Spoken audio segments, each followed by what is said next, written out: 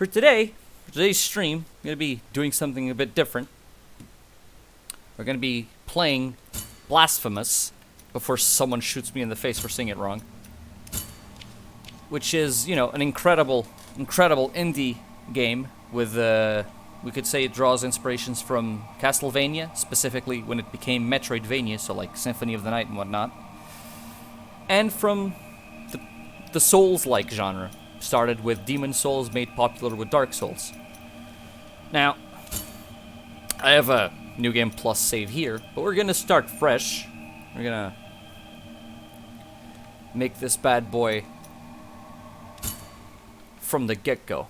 And as I'm playing, I'll be talking a little bit about how the game's story is told, how the world building and the storytelling are exposed to us, the player or the viewer, both through dialogue and just environmental sources. Because it is my guilt, I claim you, grievous miracle. Make my chest hurt with regret. Forge your punishment and nail it deep.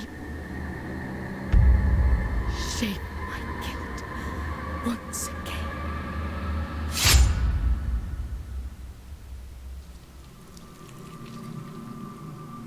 Beautiful fucking pixel art, I swear to God, this game.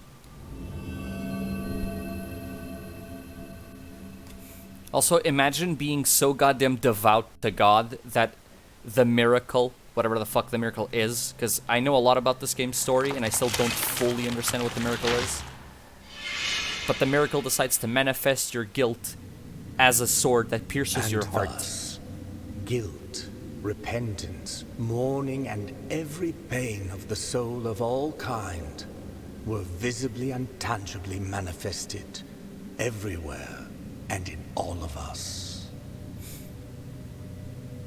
Sometimes in the form of blessing and grace, sometime in the form of punishment and corruption.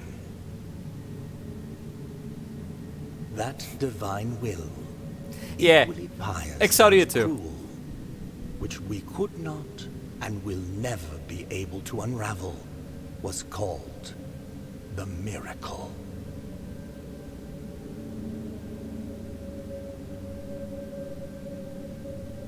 Okay, so what this cutscene just basically told us is that this divine, well, they call it divine, but there's a bit of a division between those ideas in game. Like, some characters think it's divine, some characters are not so sure. But this force manifested itself in Custodia, which is the name of the realm here. And it basically, people that were very saintly began, you know, being turned into miraculous beings. Press LB to consume, blah blah, I know, yeah. Press LB or L1, depending on your controller, to consume a healing flask, and so on and so forth. Okay, not this way, let's go. Alright, starting off the bat, we see here a bunch of corpses with hats like mine. Basically what happened here was the Order of Knights that the protagonist, the penitent one, belonged to, was completely fucking destroyed and decimated by a former Knight of the Order. She will be showing up later in the game. And the only one that survived was the penitent one by the force of the miracle. So basically the penitent one was destined by the miracle to somehow have, you know, action. And oh, it's not spoiler because it's never said in the game. The game never tells you this. You have to read the prequel comic to know about this. But yeah, the penitent one was resurrected by the miracle in order to have some sort of agency in the game. And said agency is what you decide, considering the game has 2 endings. Now, I want you to pay close attention to how big the piles of corpses go. There's like well, not million, but like thousands of other soldiers here. This is the Brotherhood of Sorrow, as it said in the beginning, I believe. I also want you to realize that there's a statue in the background there. And that's, you know, a humanoid dude twisted around a tree trunk. that is what the symbol, the little 8 symbol that showed up before, is based off of, because that's the father of the miracle. He was a devout young man that, through his devotion to God and whatnot, brought about the first manifestation of this supernatural force that is the miracle by turning into a tree. Yes, he became a tree. We break these tombstones. Now we reach a Prie-Dieu, which is basically this game's version of a save point / bonfire, if you want to go for the Souls terminology. See, this is the statue of the knights in the order. No, the father is not Jeebus. He's legit just a normal human being that was so distraught over his own sins, and his guilt was such that he asked God to, you know, punish him in some form. And the way God did so was by turning him into the father of the miracle, which is basically a supernatural entity that manifested the miracle in Custodia to begin with. Okay, now this first boss used to be a knight of the order, but the miracle transformed it into this. Why? I don't know. Now let's see if my skills pay off. Fuck, I couldn't block that. Wait! I didn't block that in time. So I'm just gonna give up on blocking this guy.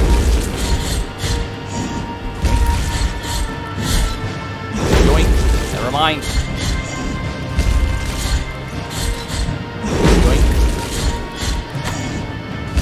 Hey, healing. Sir! I was healing, that's rude. Sister, please. Wait, sister or brother? I don't remember if the Warden of the Silent Sorrow was a knight or a knightess. But, you know. Sibling, please. There we go. Whew. Okay. That's the tutorial boss. Yeah, the game gets very loud all of a sudden. Let me see if I can... Wait, no, cutscene time. Ah yes, the cock tease, because we never see the penitent one's face.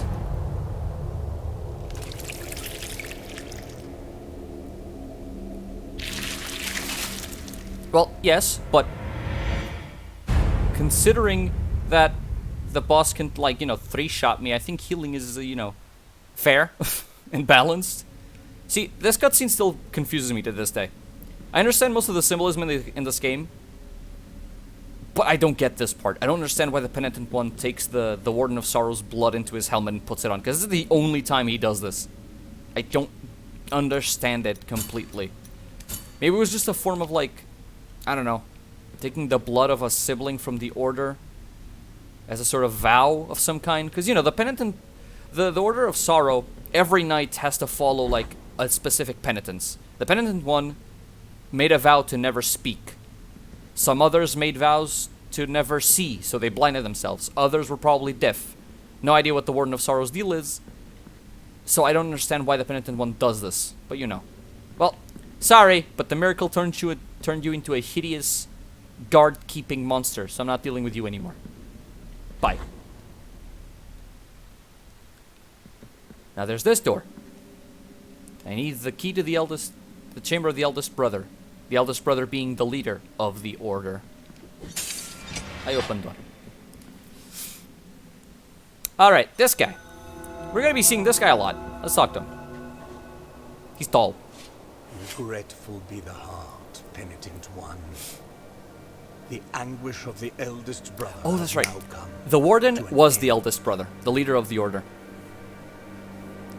I am Dale Gracias, witness to and narrator of the acts of the grievous miracle. Such is my penance, as yours is silence.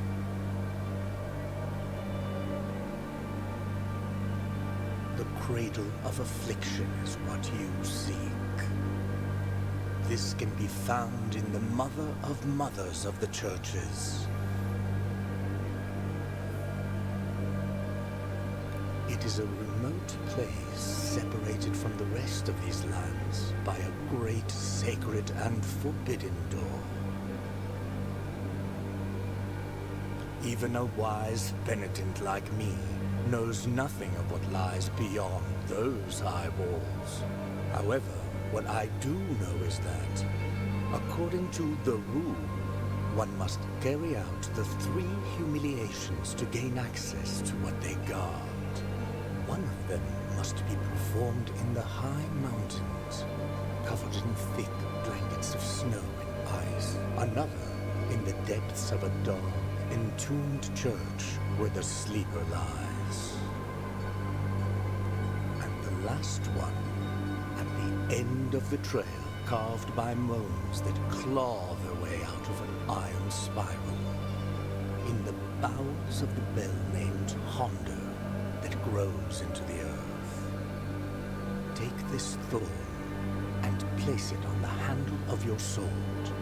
If, when the time comes, as you grip your weapon firmly, you notice that it wounds you and makes you bleed, having grown with more thorns sprouting from it, writhing over the figure of the Father carved into the knob, that will mean that you are at the mercy of the grievous miracle, whether for its punishment or its forgiveness.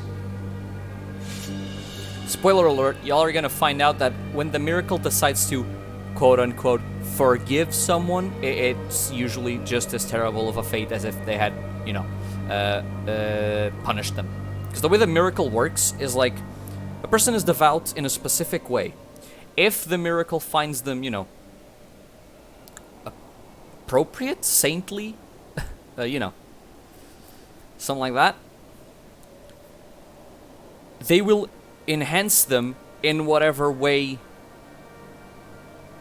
they were, like, good in life. So imagine if a saint did something regarding, you know, speaking to the masses or making a great sacrifice, like physical mutilation of some kind, for some sort of reason as a prayer. The miracle will just take that, shove some steroids into it, and turn them into like this divine being whose entire existence revolves around constantly feeling agony for the holy act they caused, even though technically that holy act was a very good thing and helped a lot of people. But the perpetrator, the word just didn't come out. But the person who, you know, acted out, the saint that acted out that holy event, will be forever stuck in agony because they were good. So, you know, damned if you do, damned if you don't. The miracle doesn't really give a fuck. See ya, Deo Gracias. I'll talk to you later.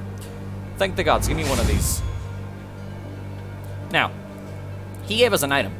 The thorn. A small gift from Deo Gracias. Nailed into the effigy of the Twisted under the guard of your sword, the thorns arisen from the miracle feed on sin and guilt, growing with the burden that its bearer carries. And then you have the descriptions, which give you some context behind the items, and then you have the lore, specifically. Deo Gracias, farewell. Brother Abbot, you know that I have been a scribe in this abbey since I was but a wee child. I have written about our church, our saints, and our miracle of the greatest pain. I must inform you that I have made the decision to leave, although I intend to continue writing. In these walls I cannot be a true witness of the works of the miracle. I need to appreciate with my own eyes your holy works. I will be a teller of the miracle, whatever it takes me, rain or shine, or scorching sand under my bare feet. So, Deo Gracias, the guy we just met, he's massive compared to the penitent one. That is because the miracle chose him to be, well, exactly what he said, like the witness of the miracle. So, it made him, like, bigger than just human in order to carry out this very painful and arduous task. We're gonna meet him in a lot of different locations, many of them not good for you to be walking around naked, but this man is naked save for this hat. So, you know, he has to be able to endure the pain of all that, so he needs a stronger body. I think that's the logic behind why he looks so different. See, this is a human that was corrupted by the miracle because it was sinful. When the miracle had two manifestations. The first one, which created the father of the miracle, and the second one was when the bishop of the village became the son of the miracle. He just basically created a manifestation of his own. When that happened, a lot of people just converged on his throne to try and, you know, gain access to the holy power of the throne. Many of them were turned into, you know, super fucking enhanced saint, like I was talking about before. The miracle just gave them, you know, that agony of being a martyr and a saint for the rest of their goddamn existences. Others that were sinful were transformed into, well, the monsters we're going to be facing throughout the entire game. They were human beings that the miracle deemed unworthy, so, you know, the miracle turned them into basically human-formed beasts. This guy just... Get out of here.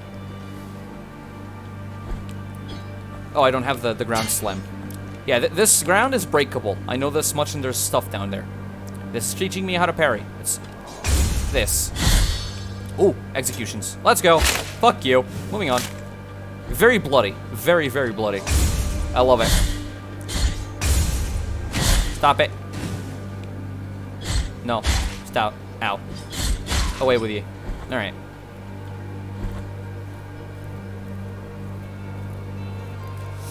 Yeah, the tall hats, obviously. I actually read that the tall hats are based on... Since the dev team is Spanish, they based the thing of the tall hats from a specific custom of the Spanish Catholic Church, where when people undertook pilgrimages of penitence, they wore very pointy hoods. That's why the penitent one's helmet is, you know, pointy. That's why Deo Gracias had a pointy hood. It's based on that specific thing. I also just gained a spell, which is called a prayer. Yeah, spells in this game are basically prayers that the penitent one does to the miracle, and it gets manifested as an attack. This one, the Verdiales of the Forsaken Hamlet, are basically a shockwave that travels along the ground and walls. It's a song that filled the air during the festivities of a lost village. Its power finds its ways through the floor, continues through walls and ceilings, harming the enemies of the penitent one. The ringing of a laced shell horn used to precede this chant, but now only silence remains.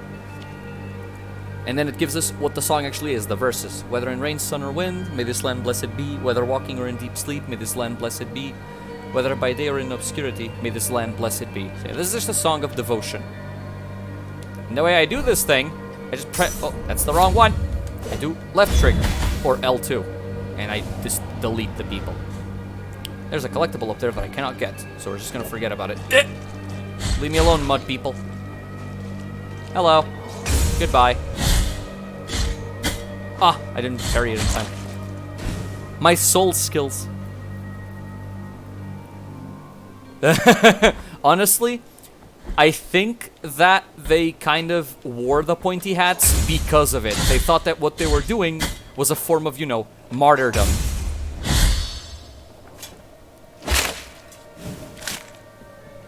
Moving on, avoiding the mud people. There's a crow. I cannot kill it. Fuck you. Fuck you again. Oh yeah, these little angel dudes. I never collected all of them in my first save, but they're kind of cute. They just kind of, you know, there you go.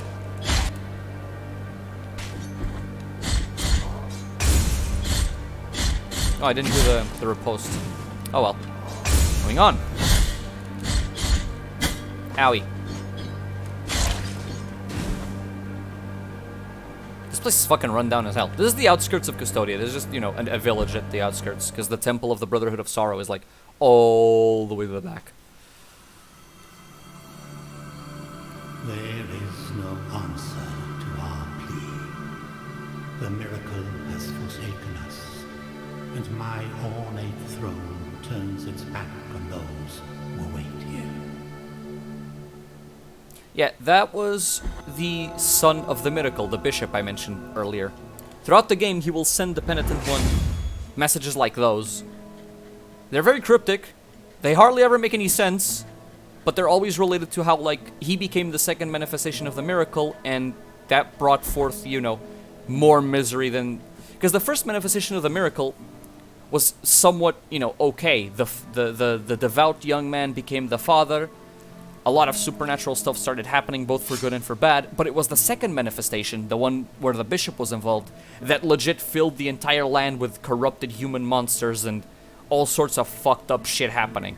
That's where things truly went to shit. And of course, instead of taking, you know, the blame for it, the bishop just went, oh no, the divine forces have forsaken us. It was totally not my fault, by the way. Moving on. Talking to this dude. Sorrowful be the heart, penitent one. Welcome to Albero. No, this is a Sanctuary to basic humble run. This is a brotherhood basic of run. The kissers of wounds. Few remain here who can still employ it. But Tirso is my name. There are few of us who still care for the sick and ailing. Yeah, I like the Brotherhood of the Kissers of Wounds. They're basically just a group of people that are healers, and they are trying their best to keeping the population of Custodia alive through all the ill. Because the miracle also manifests itself in like incurable illnesses. If it deems someone worthy of being punished, it might, instead of, mutilating them or turning them into a monster, it might just make them ill permanently until they either die or they just live sick without the chance of death or cure.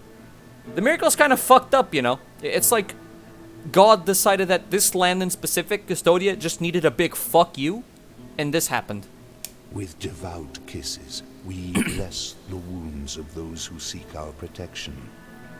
Thus both we and they remain at the mercy of the miracle. Time outside these walls passes by strangely.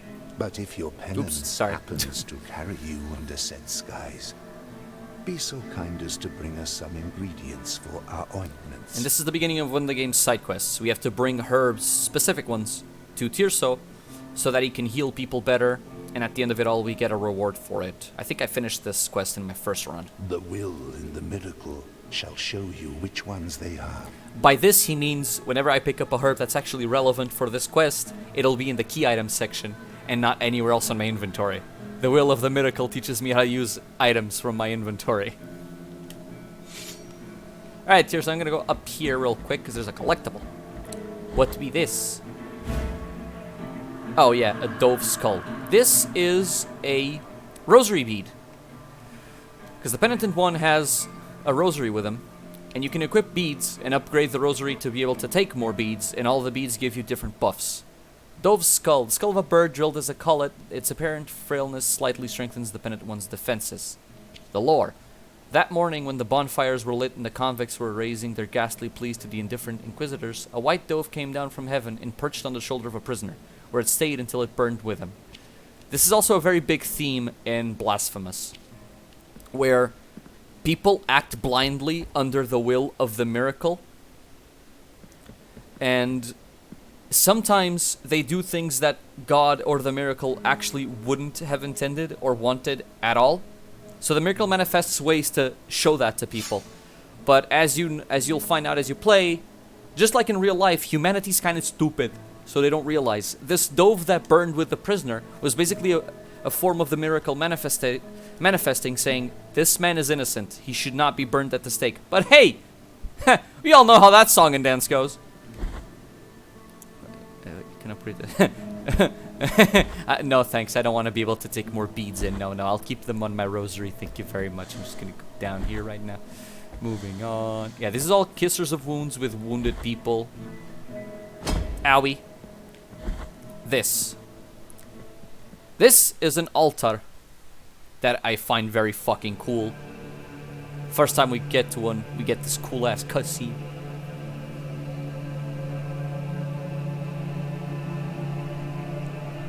Penitent one, you who carry the painful guilt in your cracked hands,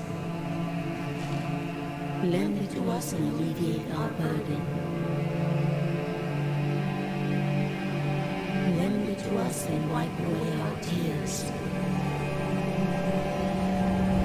Because it is an act of penitence.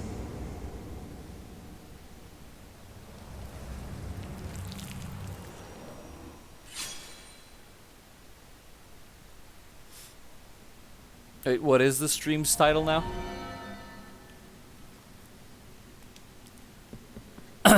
Okay, so these altars, the altars of Mea Culpa, are where I upgrade the sword by spending the Tears of Denial. Instead of souls, it's Tears of Denial.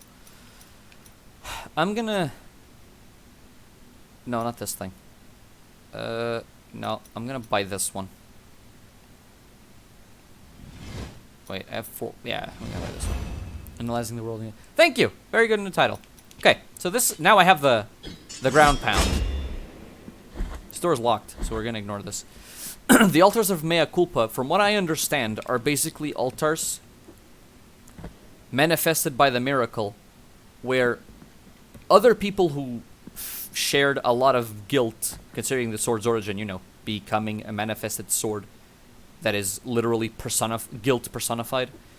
And these guilty ones serve the miracle now by aiding the chosen penitent one in strengthening the mea culpa so that he can carry on his penitence through the world of Custodia and, you know, do the things he needs to do.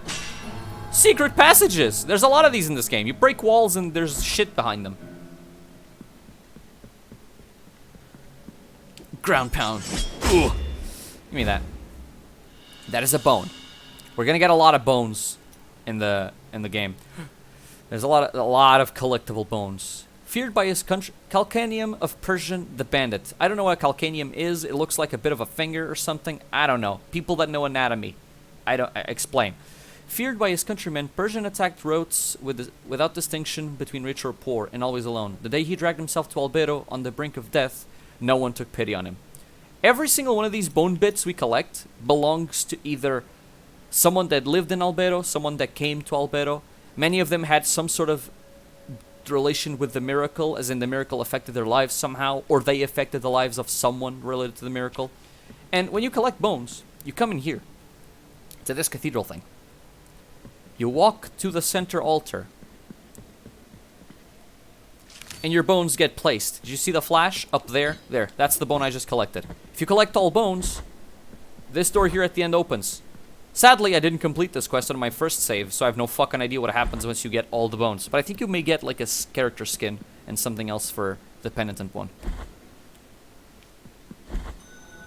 And now you've unlocked the passage to one of the first areas we can explore, the Desecrated Cistern. I kinda hate this place. Not gonna lie, there's a lot of poison, a lot of bullshit. So, I'm not gonna come here just yet, because this is not the intended path. I mean, technically the game allows you to explore whatever order you wish, but I want to show something else first. Ladders are hard. We go outside. There's another one. Talking to this guy would activate another side quest and open this church, but it's not that important. It's legit just you farm Tears of Denial, your currency. You come to the church, you donate it to the church, and the church inside will start looking richer and more lively, and you'll start seeing people out here in Custodia, like, as if you're helping the community thrive. So it's technically a good side quest to do if you want to go, like, for a good path. But I'm not gonna waste too much time on that for now. Wait a fucking second. Where's the dog?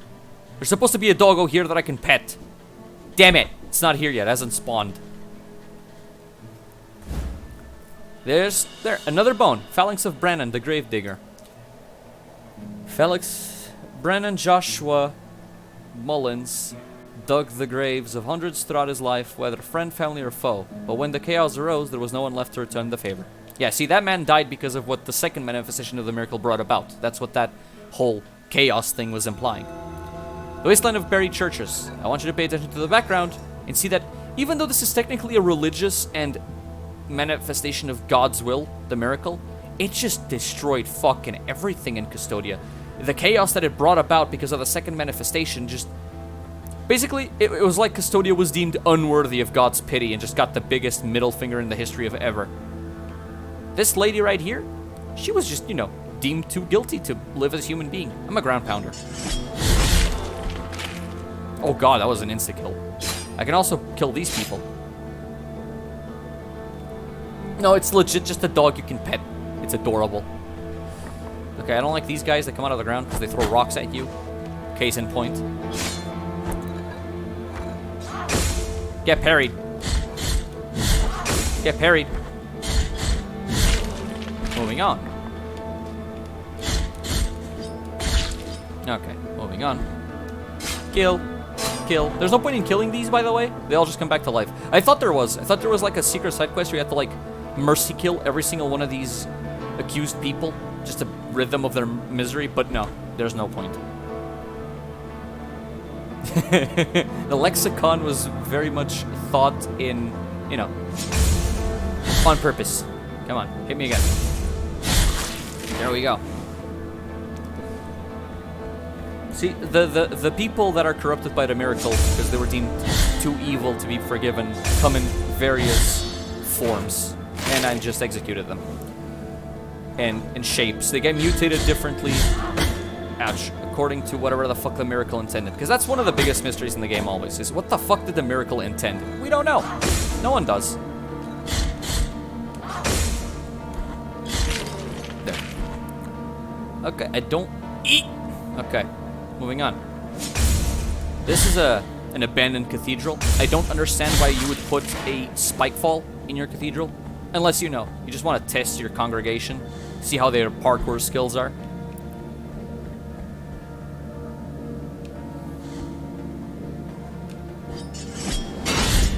Oh! That was... Okay, there we go. Moving back. The reason why I'm going left instead of right, and the right would be the correct path, out of here, is because there's an enemy here that I want to kill along with a shortcut. This guy. Now you look at this thing and you think, what the fuck happened to this person? Why are they so mad? What did the miracle do to them? Well, it gets worse. They scream like a child. Owie.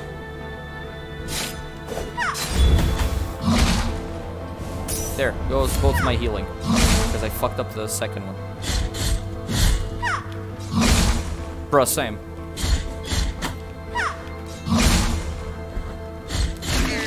Okay, it's dead. Now, these things don't respawn. They're mini-bosses, technically. Give me that. That's another bone. Oh, no, that's the Oval of Proclamation. That's a rosary bead. This, you have a chance of earning Tears of Atonement from breaking objects, which you don't get that many. Decree from His Holiness Escribar. This is the bishop I was talking about. His Holiness Escribar was the bishop that brought about the second manifestation of the miracle and basically fucked everybody over.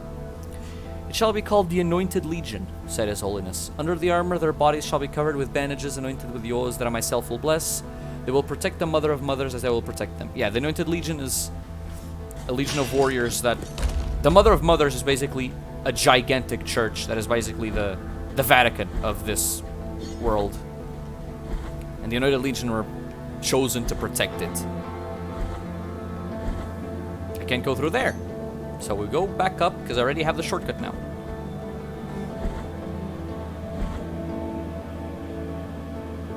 Yeah, see really fucking AC. Okay, another person here.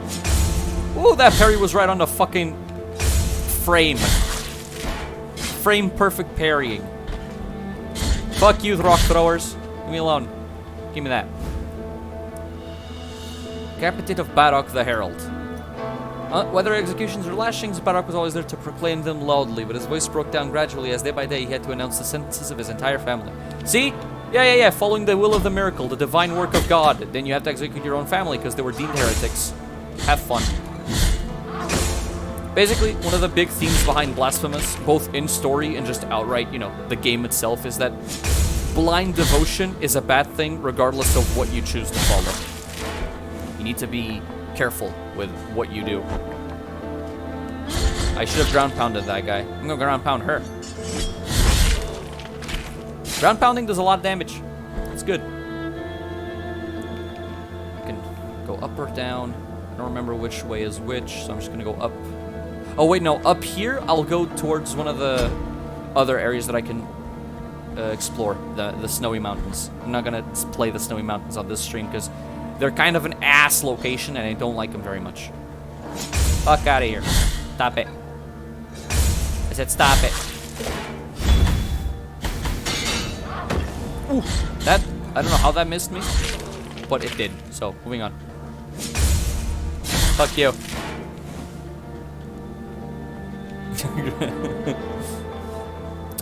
This is the door towards the Mother of Mothers. Oh, who's this? An NPC? Sister of mine, as I foretold you, someone is heading towards the Forbidden Gate. Someone who seeks the purge and excommunication of all that is sacred and rests there. No, do not place your doubts on me. I am ready. See, this guy, he wants to stop me. He's kind of a douche. But he wants to stop me. Moving on. Down this way. Because I'm pretty sure. There we go. Bonfire! Well, pre-do. Moving on. That place is locked, so we can't go, but we go through here first. Ah, yes. Hazard. Fuck you.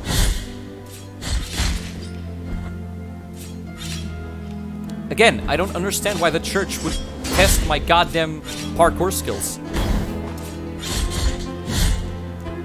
Unless there's some verse on the Bible that says, "Ye who parkoureth with grace, will, you know, be cool with God's face." I don't fucking know.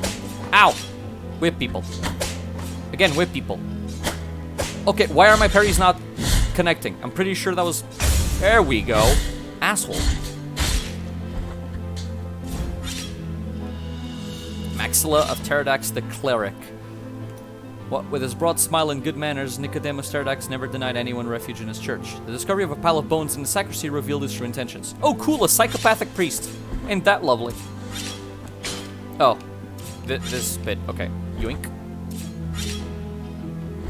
Notice the backgrounds. I know it's, you know, easy to miss because of everything that's happening on the screen, but look at the backgrounds. The pillars there have statues of specific saints, and I'm pretty sure the statue in the middle that we can see facing us is a statue of His Holiness Escribar, the son of the miracle. I'm pretty sure. Not confirmed, though. But see, they hint at us... They hint us with his fucking presence in the story and his relevance from very early on. That first vision, the moment we get into Albero, the pillars in the back, the mention of him in several items so far, it builds him up throughout the entire game as someone of importance to the story. Oh god, it's the flying bitches. I forgot about these people. Parry. Ow. I need to heal. Owie. Die. Okay. Owie.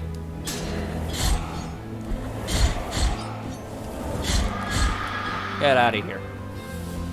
Alright, parkour. That was close. Ooh, there's a chest here. Wait a minute. I know this. I know what's coming, I think. Give me that loot. Yep. I just got another prayer. Brief hymn to the night skies, overwhelms the penitent one with fear of the righteous, increasing the speed of his attacks for some time. Now, this prayer sounds cool in theory, because, you know, I get attack speed, but it's kind of shit in reality. And now I gotta deal with this thing. Fuck these guys. Oh, you're alive. Fuck you. Fuck ye both. Come on. Duh. Get juked. Could you please come back? Oh, come on. You're charging a spell from off the screen. That's just bullshit. Die. Hang on. I want you guys to remember and keep in mind, every single one of these fucking creatures was a person. The miracle just decided, you know what? You'd look really cool as a floating ghost. Or this guy. This priest floating with his goddamn throne. Why is this necessary? I don't know. The miracle works in mysterious ways. As I'm told. I need healing. Ow. Never mind. Asshole. Yup. Oh, there's another one of the babies. Got him. Oof. That was pain. Parry. Give me that. Oh, it's a cervical vertebra of Zyker the Brewmaster. Zyker the Brewmaster gave ignoble fame to his monastery by brewing the most famous beer in the kingdom. One night, the flames of a fire raised his legend to the heavens. Bruh, how flammable was this beer? Good gods. Well, you know, it's not a matter of the beer being flammable, it's just... He died because it was intended by the miracle. Oh no. Oh no, I may perish. This may be the first death of the stream, boys. And girls. And those of non-specified genders. Never mind. I'm a god. Ooh, the merchant. Yes. Now, the merchant has a very interesting item. This is the key of the eldest brother. Remember how the eldest brother key was necessary in the beginning? Near the headquarters of the Brotherhood of Sorrow?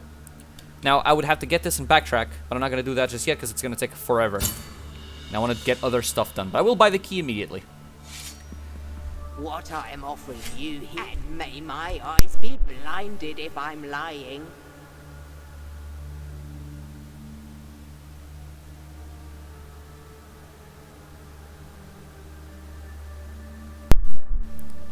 Sorry about that. Hollow pearl, empty tarnished sphere. There's no trace of nacre left, but oh yeah, it gives fervor. Fervor is technically the mana. So basically, you do prayers by being a very fervent believer, and that builds up your mana bar, and you do spells. So that merchant will sell key items, rosary beads, and other upgradables, and you'll meet them along the game for a good long while, honestly. Okay, this thing needs to... There we go. Now it's that one. That was risky. Okay. Duck. Duck. Eek. If I die now, I'm gonna be very sad and upsetty. Very upsetty spaghetti in reality. Okay, let it come. Oof! Nailed it! Sir! Sir! How the fuck am I gonna do this? Fuck, I'm dead. Alright, never mind. Moving on. Exemplaris excommunications. Excommunicationes. Because, oh yeah, this game sometimes doesn't work, and the death screen doesn't work with my controller for some reason. I have to press the keyboard, but then the rest of the game works. Yeah, I know how dodging works. I didn't die because I couldn't dodge, game. Don't patronize me.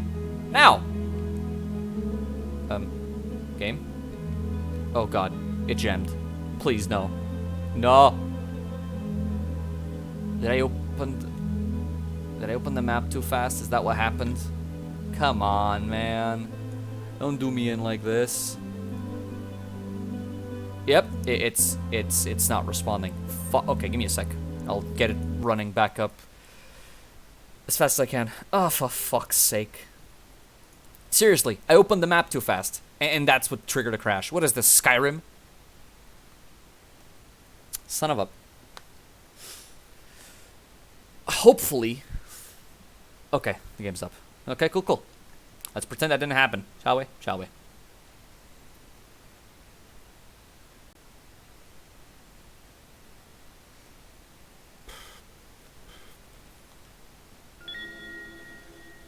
Moving on. God fucking damn it. Pilgrimage. There we go. Mercy Dreams. Let's move on. Now where was I? Oh, it's saved? Okay, no. Yeah, there's my guilt. In good Souls fashion, I have to go get my goddamn thing. Luckily, it doesn't take my currency. As you can see, I still have over 1,000, not bug feature, indeed. As you can see, I still have over 1,000 Tears of Denial, and my HP bar is maxed. But with guilt, you lose fervor. So you stop being able to do magic as efficiently, which may not seem like a big deal, but trust me, it's a big fucking deal. Especially in later areas of the game, you need your goddamn spells. So I'm gonna go around, down, here, here, and I can collect my guilt, as it is called. Wait, no, I'm stupid. I don't need to go here. Go down further. Yeet. Yeah, this is where I dealt with the flying boys. I'm just gonna give up on that. My guilt is right there, as you can see. It's a statue of the penitent one with the wooden figure 8 of the father.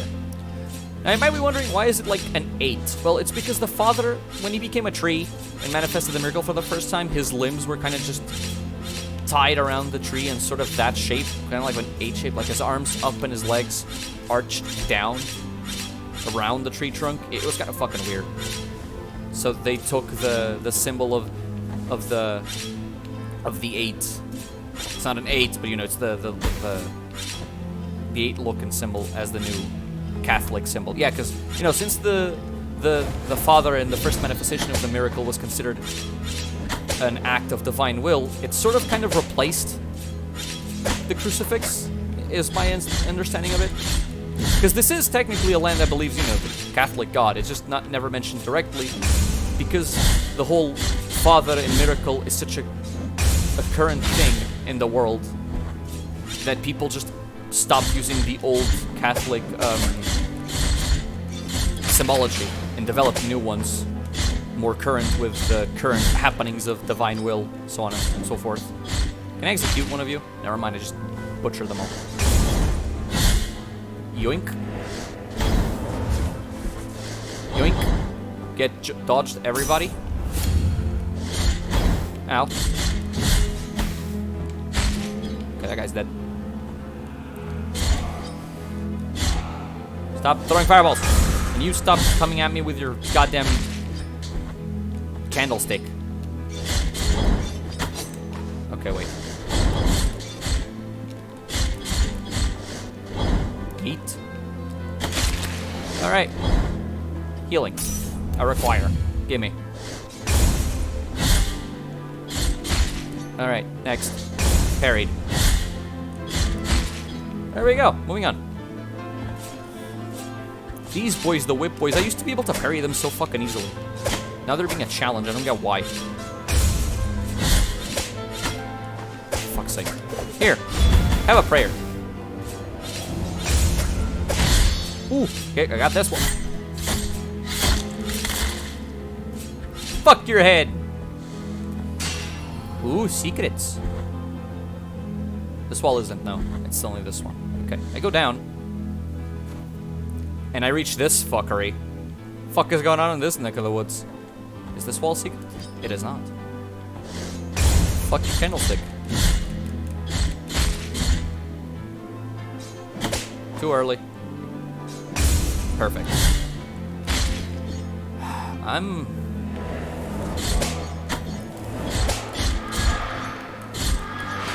Fuck. Very poor call. Not doing that again.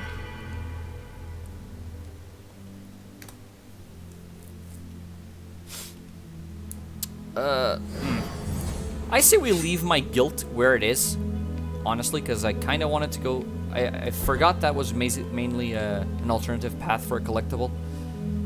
And since the stream can't be too long, I kind of want to focus more on main paths. If I play again in another stream, of course, we'll go other areas and be a bit more thorough about it. But for now, I just want to kind of go through, see if I can show at least one boss fight, because those are always very important narrative-wise. And this game has a lot of environmental storytelling and a lot of item description storytelling and whatnot.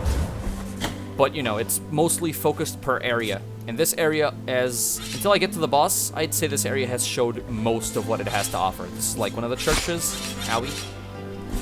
And it leads to the first area with one of the first bosses that I need to kill to go through the door that Deogracias mentioned in the beginning. Jump. Do it. Oh, for fuck's sake. Too early. Stop parrying so early, you stupid. Die. Cool.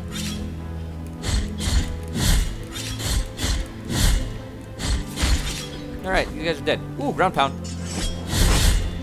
Didn't kill him. How could it be? The ground pound. Ooh, don't. Fuck it. Alright. Get parried.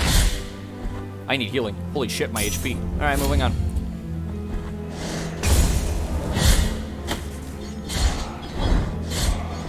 Oh, for fuck's sake! Okay. There we go. I can't hit those projectiles. There's some projectiles in the game that you can hit back at enemies. Not those, though. I want to do this.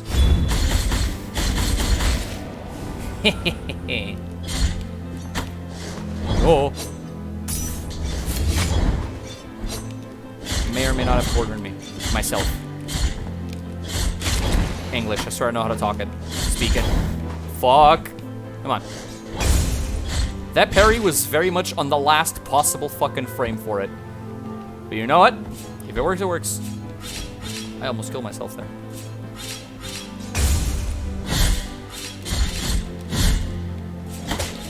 God fucking damn it. Well, this bit of health I can get back.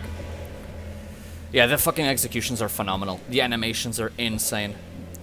One of my favorites is legit the one with the shield enemies, where you just crush them by getting on top of the shield and using your weight to smash them down. It's pretty funny. No, go down further. Wait, let me see something. Mercy Dreams. Yeah, Mercy Dreams is just a... This is technically one of the smallest churches in the world. It's in the game world. It's like a very mild church. There's other far bigger ones. There's a convent up in the mountains that is like fucking massive and is way more important narrative-wise than this one is. Mercy Dreams is just kind of a beginning church. Yet again, I question the fact that what happened to these priests after the miracle? Did they just think that, you know... Well, maybe, actually, there might be some logic behind it. Because the miracle turned so many people into monsters, they might have installed these defenses so that they could stay protected. Because a lot of people just isolated inside their churches or homes to escape the hordes of the miracle. So, there may be some logic behind this. Come on. Oh, for fuck's sake, too early again. Oh, I know why I'm fucking it up. See, there's an item that extends the parry frames. Like, I can parry a bit earlier than usual, and it still kicks, and it still counts. And I don't have that item yet. But I'm used to that timing. So I'm fucking it up. On die. Except with these guys. It'd have been funny if I said except with these guys and then proceeded to fuck it up. Thankfully, luck was on my side. Ooh. Got it. Bitch. I need healing. How'd you miss that? Man, you're bad. So are you. I wish I could double parry. It'd make my life so much easier. But it's fine. This game's already pretty forgiving in a lot of aspects. Like, people, when this game first came out, I heard a lot of people say, oh, it's so hard, it's so fucking... It's not. This is very forgiving. Castlevania is hard. This game is difficult, but it's still, you know... It's no brain-numbing experience. Oh, we got new viewers. Nice. Welcome to the stream, people. I'm just going through a very depressing fucking world where Catholicism just destroyed the lives of many. Wait, is that the real world? I'm sorry, I didn't mean to be mean. Don't forget to interact in chat, people. From a Talk to place me. of blessings have I been This entrusted person. with watching over you. Oh yeah, Penitent one. this chick is Thus cool. it has been arranged. My name is It's Viridiana, yeah. I have been granted a gift with which I can assist you in carrying your burden if required. But only you can make that choice. Penitent one in silence. Will you require my assistance with your next task? I'll agree. So be it. This character shows up for several boss fights throughout the game if you accept her help here, but she always asks if you want her help first. She becomes, you know how Dark Souls has the followers you can summon, the phantoms? This girl is basically just part of a religious order that, like she said, she's been entrusted to help me if I so wish it. And she'll show up and, like, if I'm low on HP, she'll heal me. I don't think she damages the boss, but she will heal me if need be. She's good help. Now, this is the first of the 3 main bosses. This is probably one of the most normal-looking enemies of those that have been corrupted by the miracle. It's Ten Piedad. He's basically... I'd say he's a demon, but he's not. This is all technically, you know, divine will. He's just a really fucked up human being. Luckily, I got most of this pattern down. I just need to not parry too early. Oh god, I hate this move. Too early. Again. Can I use this? I can, and it actually hurts him.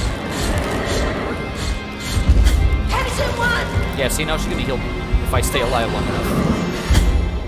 If I stay alive long enough. No, they can't. They're invulnerable to the boss's attacks, for the most part. For the most part, no. For entirety of the fight, they can't die in battle. They can, like, use all their healing up. They will go away after healing you. I think it's 3 times. All right, let's try and kill 10 Piedad again, but parrying properly this time.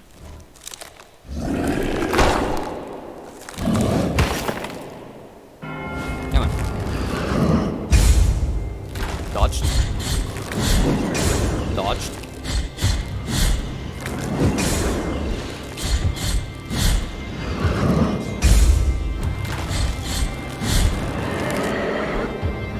Away we go. Oh! Fuck, I parried too early. Parried too early there. Ooh, right on the frame. Soundtrack is fucking insane in this game, I love it. Oh boy. Oh, I can do that too. Fuck you.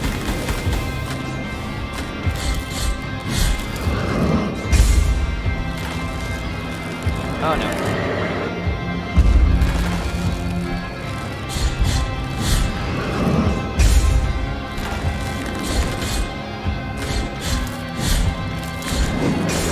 Oh no.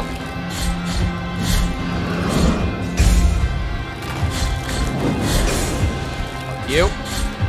10 Piedad is an easy boss unless you know his pattern. You just gotta deflect his swipe with the hand properly, not like that. Swipe, go away when he does that. Hit him with that old prayer. Block it, slap him a bunch of times, finish your combo if you can. Then when he does the stomp, same thing. Just gotta dodge forward because of the spike that comes up from behind you with the thorns. It's almost dead. Not gonna get greedy. Never mind, I still got fucked by that. Dead.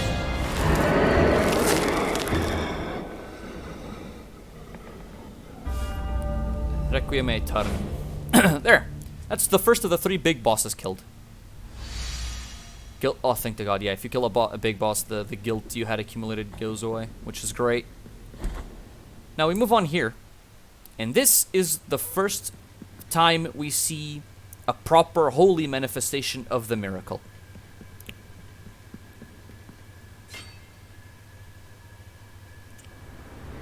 And this is going to put things into perspective, because this is what the miracle deems holy, by the way.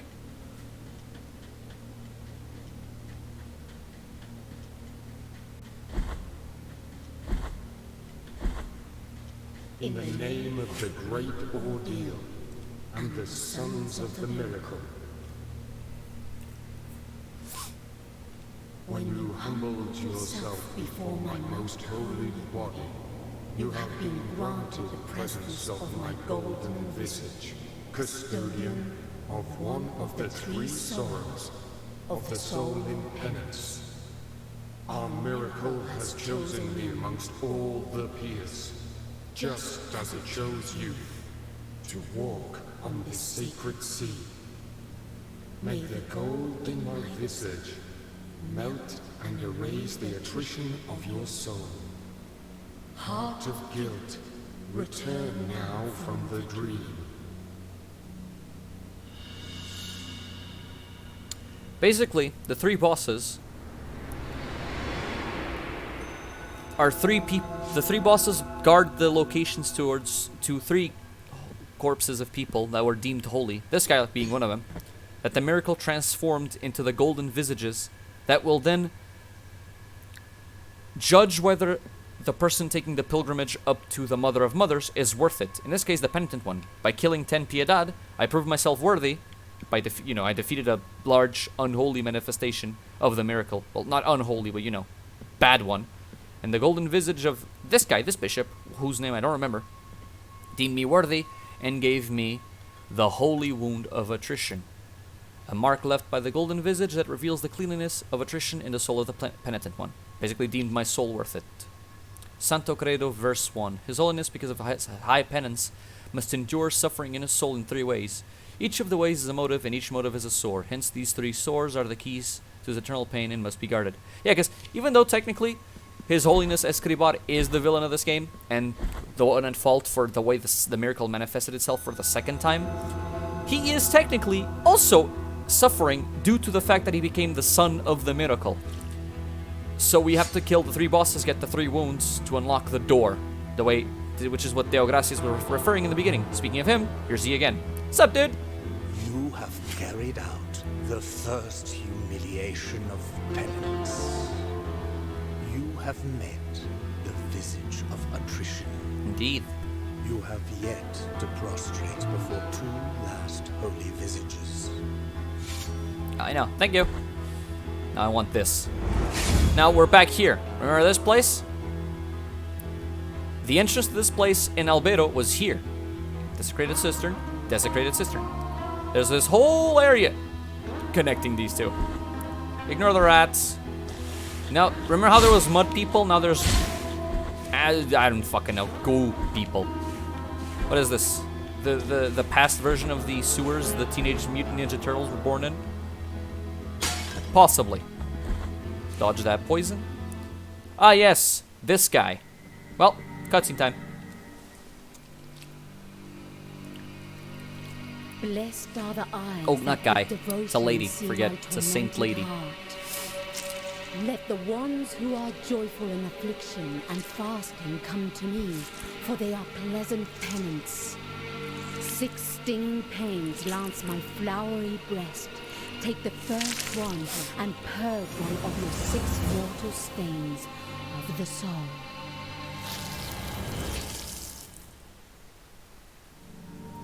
And there, I have more HP. We'll be seeing this lady a lot of times. She is the saint that, you know, upgrades our HP, makes us stronger every time.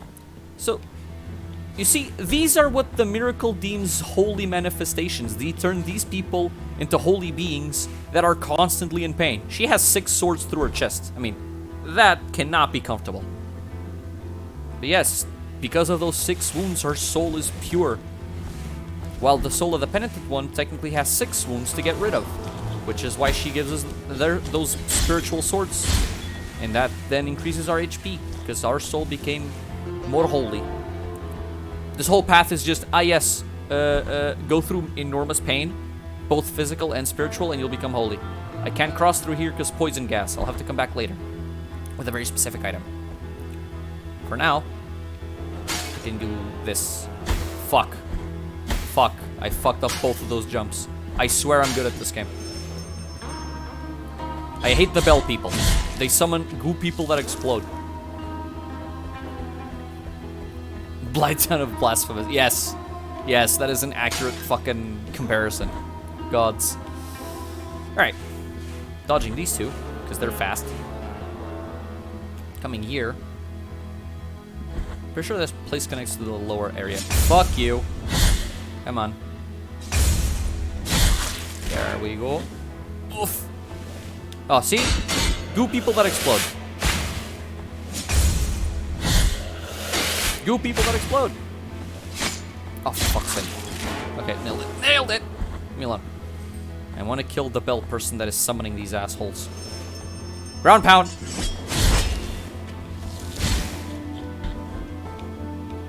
Alley-oop. No. I said no. Moving on up. Lever. Shortcut. The Desecrated Cistern is legit just a sewer system beneath Albedo, even though it's somehow a holy location as well. See, this is where the merchant was. See, we've done this.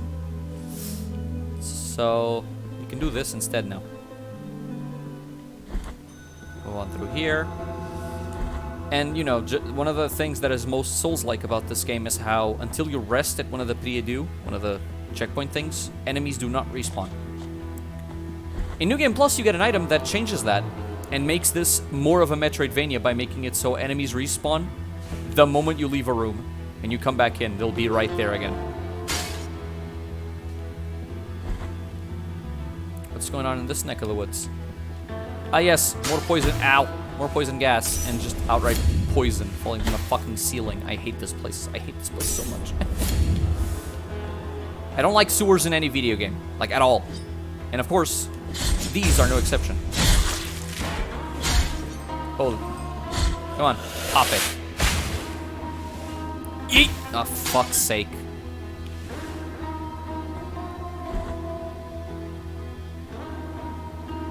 Ah, yes. The ladder where the goo keeps fucking dropping. See, right fucking there. My gods.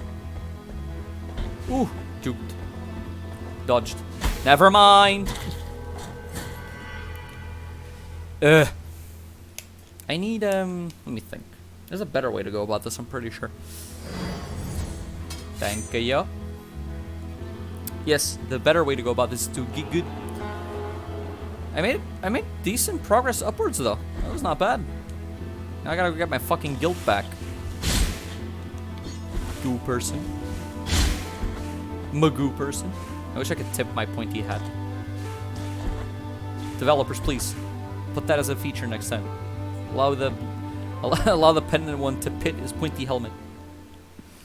Fuck, not this way. This is where the lady with the 6 wounds was. Come on. Drop it.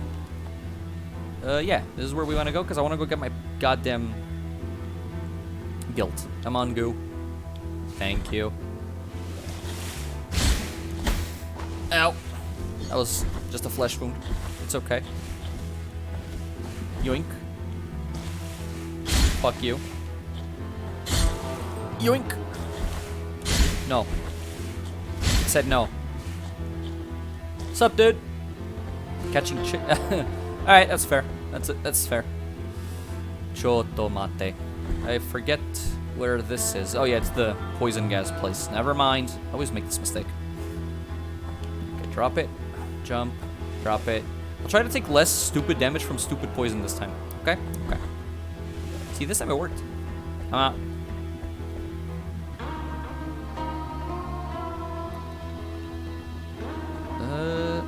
Oof. Just as I say, I'm gonna start taking less damage from the stupid poison. I take damage from the stupid poison. Ah, yes. I will indeed yell and beat you. Because that's obviously how this works. Come on. Anyone ever play Left 4 Dead? Because that's a boomer. That's 100% a boomer. I'm not even gonna accept anything else. Ah, motherfucker. Come on. Let me parry. I get invulnerability frames when I parry. God damn it. I'm gonna have to heal. Some sort of peasant. Alright, jump. Nailed it. Wait, where the fuck? Oh yeah, my guilt is right out the door. Okay, now the goo is gonna be a bitch and take for fucking ever to. Yep, there it is. Right on the fucking money. Eat. Nailed it. Now how the fuck am I gonna do this? I'm gonna wait for that guy to go over. He's not gonna go over, is he? She. Actually, that's a lady. Lady's not gonna go over, is she? Oh, for fuck's sake. Come on. You don't need to see my HP. As far as you know, I did not lose a single drop. Fuck you. I think this is just connecting back to Albedo, but we're gonna try and see what happens anyway. Get away from me, goo people. Stay away from me, goo people. I said stay away. Stranger danger. Come on. I could just be using this, realistically speaking. Now, let's see. Whoa! Hold. Go. Shortcut time. Fuck this person. I really don't like the desecrated cistern. This place kind of sucks. But there's a very important mechanic here, owie, to be found. I'm gonna go up. Yeah, the new. Yeah, see, this connects to Albedo, all the way up there in the map. In this location, freaky as it may be. See, I'm gonna say it again. This is a holy manifestation of the miracle. This is technically something good. I want you to explain to me how. 2 faces greet you, penitent one. My name is Nacimiento. Look at my chest, upon which an ancient visage grows older and older. A face that does not speak, that does not think, while mine becomes younger, such that I now look like a child. Such a terrible sentence is this, that I do not understand its purpose. No matter how much I reflect on the sin that I may have committed to deserve it, the grace of the miracle is present even in those who are punished. Perhaps I might reduce the magnitude of this sentence by helping you. See, he thinks he's being punished. I don't think he is, considering what happens to him. But it's still agony. Even when you're being blessed, you're being punished. It doesn't matter. Bring me the Quicksilver, which is capable of flourishing under our feet in any place at the whim of the Grievous One, and I will mix it with the bile from your flasks, thereby enhancing its gift. Yeah, I gotta give him Quicksilver, 1,000 Tears of Atonement, and sacrifice a bile flask. This is how I upgrade my flasks to heal more. Which is capable. Nacimiento, I am so sorry for you, buddy. He literally has an old man growing out of his chest. That's gotta fucking hurt. Now, since we have unlocked this shortcut, I am actually gonna do a little bit of backtracking. Just a wee little bit. Since I have the key, we're gonna go back to the headquarters of the Brotherhood of Sorrow, where I was in the beginning. I'm gonna dunk my bones in here first, since we're here. Dunk them bones. There we go.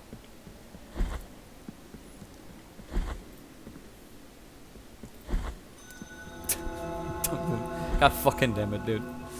But yes, I'm also gonna spend some Tears of Denial here upgrading Mea Culpa, because I need to do more damage.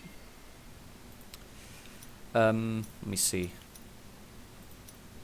Yeah, the fourth combo finish is good shit to have. Ah, fuck, I should have bought the Sacred Thrust.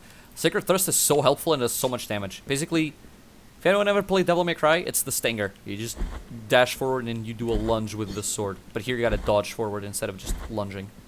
But it does so much damage. And more often than not, it does the perfect amount of damage to trigger enemies for executions. Which is very cool. So let's do a little bit of backtracking. We'll rest at the thing here. So we go back fully healed because there's enemies in the path. And I'm gonna try and make this as quick as possible. A Gambit Ingram on Hawthorne? No idea, dude. Couldn't have been me. Definitely not me and Pocky. That didn't happen.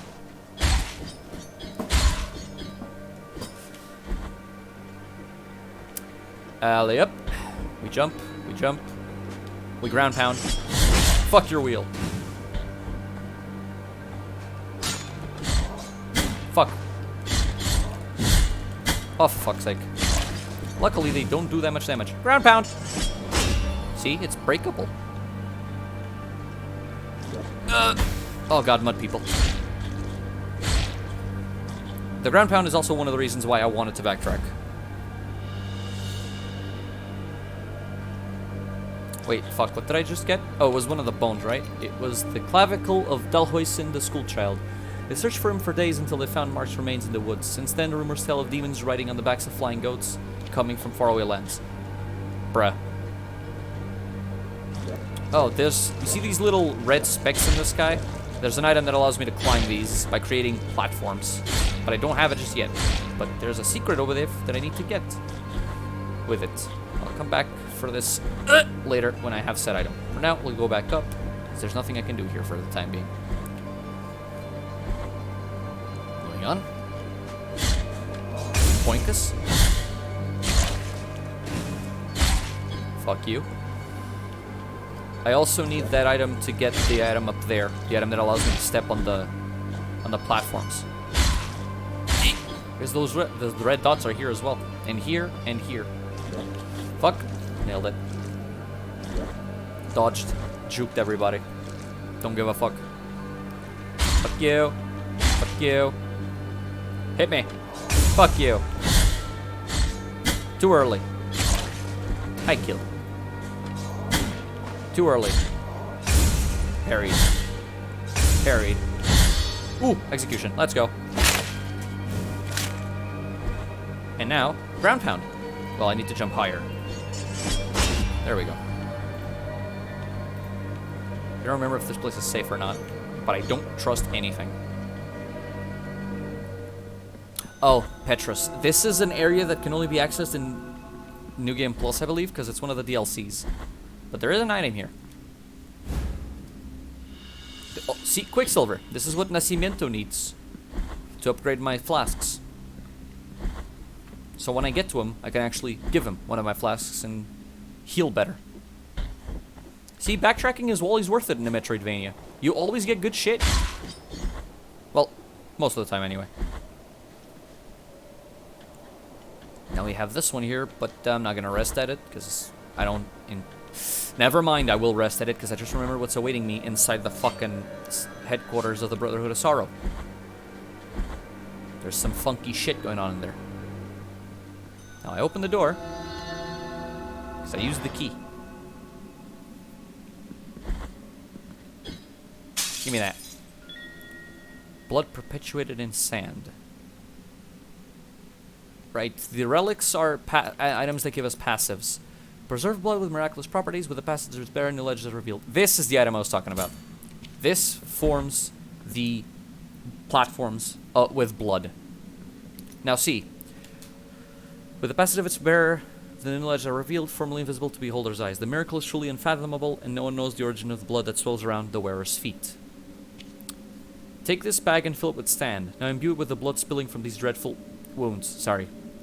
So it will turn crimson red. With it, you will show the way through these dry lands to those who are yet to follow. Leave me now. I want to say my prayers, for I will soon be joining the dry sap of these roots that painfully embrace our Father. So someone that tried joining the tree that the Father became when the first miracle manifested. Also, never mind. What I was thinking about that was going to happen in there is going to happen way later in the game. But yeah, someone decided to create this holy blood-infused sand to help people that might be on the path. Wait, wrong way. Sorry. Of penitence towards the Father, which is what the penitent one is technically doing. So the miracle, seeing that as a righteous purpose, blessed the blood and the sand, creating the relic that I am now using, and you'll see the use of it in just a second. Because this area has a lot of blood platforms. See? There they are. I jump on this one, makes this one, and then this one, and then I get the item. And that is the painted wood bead, which is a rosary weed. Sphere covered in yellow varnish, the chipped paint portrays its origin. Holm oak of the forest of the Holy Line. It recovers health when destroying surrounding objects. It's fine, not that good though. I'm not gonna put that on. Fuck, I missed the ground pound. Ow! Asshole.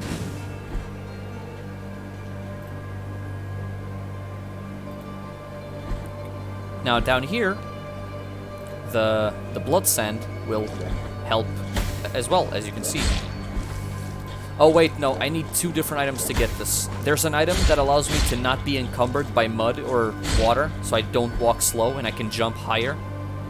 I need that item to jump onto the blood sand platforms.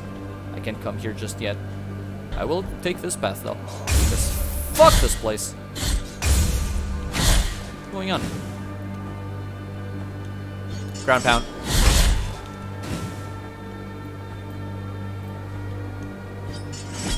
Double kill.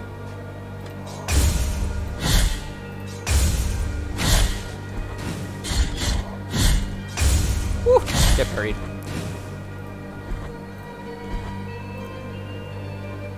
Now I can rest at this one and we go back to the desecrated cistern.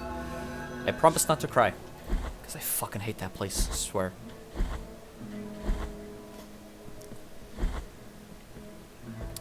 There we go.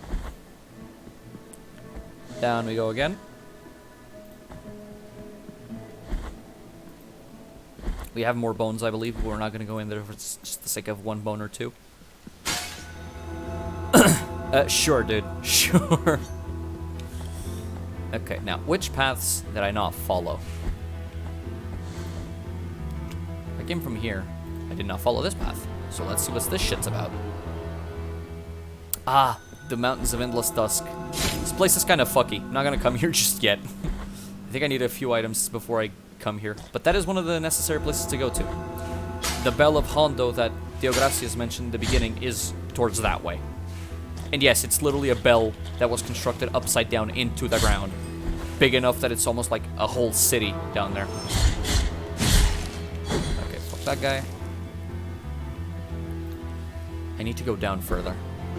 Here as well. That was a very, very precise parry.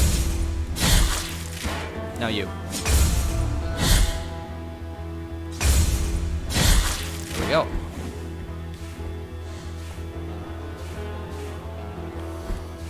Oh god.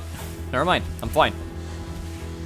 I thought I was going to get hurt by the poison there. I really do not like getting hurt by the poison. It's just unnecessary damage to take. What the fuck is going on in this neck of the woods?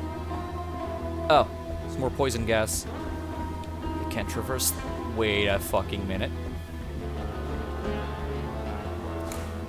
We do a little trolling. Out! Never mind. The trolling was not warranted for. What's this? I don't know. What the fuck that do? Never mind. Yeah, we're gonna ignore this room for the time being, because this room sucks and I don't have the item to protect myself from the poison. Oh, it opened that path up there, but I can't cross it properly because no poison protection. So now we go down. Further into the bowels of this stinky ass hell. Ow! Honestly, fuck that enemy. I'm just gonna go down. Right, I remember this path. This path is annoying. So we're gonna not come here. Gonna have to backtrack a little bit. Go back up. See, now I gotta kill you, lady. Fuck you. Fuck. Fuck again. Never mind. Woo! Juked. Dodged.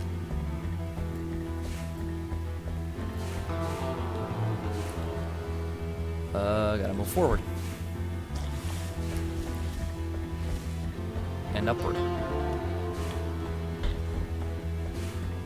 Oh, thanks, dudes. That's nice of you to say. There's a path in front that I did not take. Goo people, no. Stay. Oh, for fuck's sake, I was looking at the poison dropping and didn't see that guy form up. Bastard. No. I refuse. I did not consent to this. Right, the path is there under the two fucking poison owie things. I might as well just heal. And... okay. Ah, fuck it up. Okay. Switch. Woo! That was very close. Is this gonna be another impossible path? I think it is. I think it's a path where I need that item that doesn't... yeah, the item I mentioned before that allows me to jump high in water or anything. I think I need it for this path, but I'm not entirely sure. I'll have to go to the end and check. Yep, right there. I can't jump that ledge without the item that I just mentioned, so we're gonna go back. Not worth spending time here. But see, this is what a Metroidvania is all about. It's about having to, understand the circumstances you're in. And pray to the gods that the item is given to you soon. Since all this bullshit is happening, I guess we are going here. No, not there. Where was it? Here. We're going here. The Mountains of Endless Dusk. It's the only path we actually have open right now. So I'll explore there. Fuck that poison. Fuck that poison again. I could keep going up just to see what happens. Because, oh, there's an item up there. Fuck yeah, I'm going up. Gimme. What's this? Ah, it's a bone. Ah, that's still good. Shortcut right here. Another one. Great. Let me just explore this tidbit of the map until the end. Because I have a thing with Metroidvania maps. I just gotta go and fill out the... It's like a coloring book, but with more gameplay.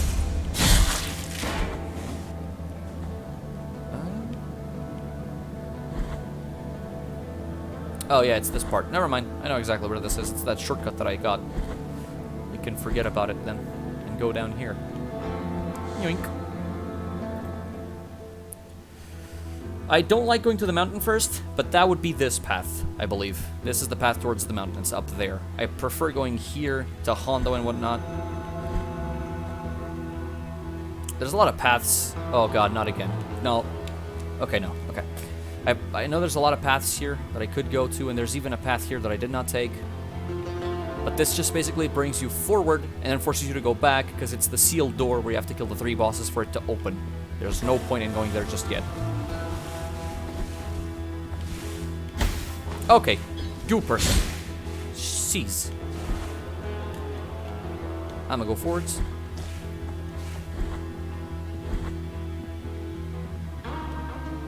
The mountain is one of the areas to go to.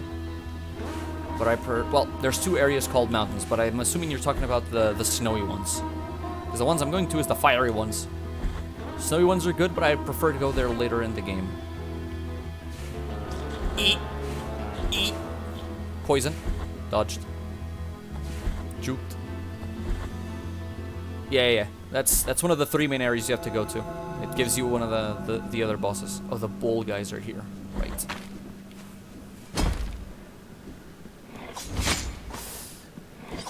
Oh yeah, I can hit these guys' projectiles out of the air. Fuck you. Give me item. Another bone. I need somewhere to rest. And I think the next Bredieu is right here. Fuck. No, I can't, but I can, like, hit them out of the air. They'll just break in front of me. Oh, fuck, I'm all the way back here. But, well, we do have the shortcut, right? Down, down, down. Yeah, we do. It's fine. Moving on. Actually, I'm gonna take advantage of this little death. Sometimes you learn that death is good-ish. Because now it gives me the chance to come here and buy the Sacred Thrust. And now I can stab people very efficiently. Hang on.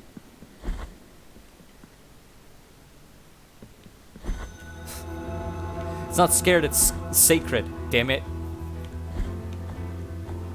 Oh, you said sacred. I read scared. Why did I read scared? My eyes are fucking with me. Wait, no. This is Nacimiento. I don't want to talk to him yet. I want to first go down and to the side. There we go. This is the path.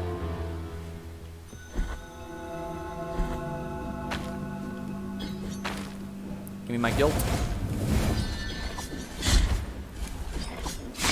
Bastard. See? They're both executable now. Rip off his head. Inquisition, execute 5 people. A little bit too on the nose, don't you think, Game Kitchen? Yikes. Wait, what's this path? It is nothing. This path is absolutely fucking nothing. Excuse you, sir. I'd prefer it if you didn't chuck spears at me. Fuck you.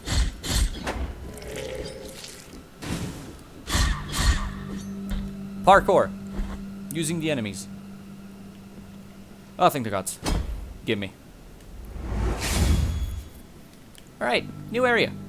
Yes, wall climbing in this game is kind of weird. You have to attack the wall. Just toward the wall and you attack it. Like so. Ground pound. He dodged it. How could it be? I hate this enemy.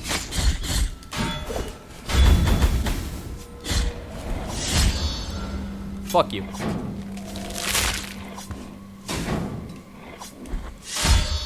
Ow. Motherfucker.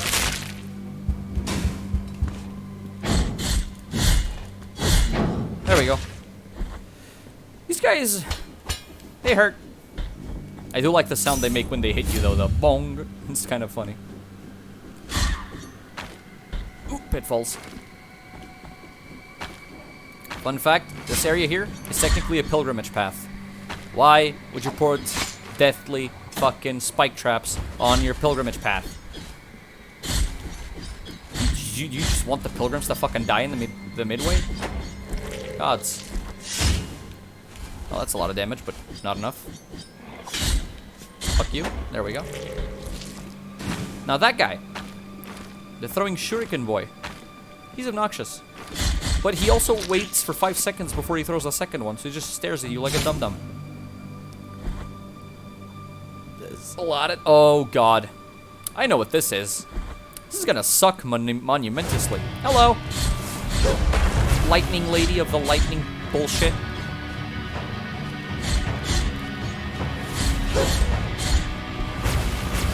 Please don't.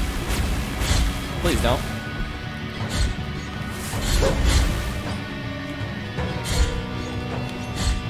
If I take... Oh, God.